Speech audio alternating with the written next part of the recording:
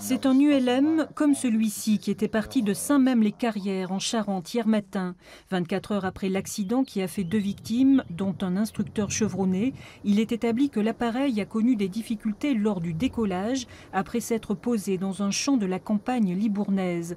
Impossible de prendre de l'altitude, l'équipage avait demandé la direction de l'aérodrome à un viticulteur, une démarche qui surprend les enquêteurs. Il est pour le moins inhabituel de se poser pour chercher sa route. C'est un atterrissage improvisé, donc improvisé visiblement par le fait que l'équipage semble être perdu. Et cette piste, c'est un champ avec quand même un sol assez particulier. Il présente beaucoup de mottes de terre, l'herbe n'est pas rase.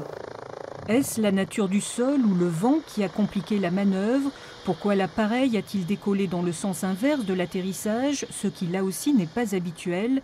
Comment est-il possible enfin que l'équipage n'ait pas aperçu l'aérodrome situé à 5 km, ni les autres ULM qui les précédaient?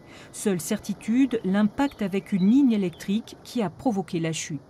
C'est en amorçant un virage pour se remettre dans le bon axe de vol que l'aile droite de l'appareil touchait une ligne à basse tension et que le biplace prenait feu.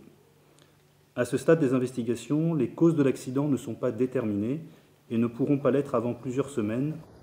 Aucune hypothèse n'est écartée, cause humaine, environnementale ou mécanique.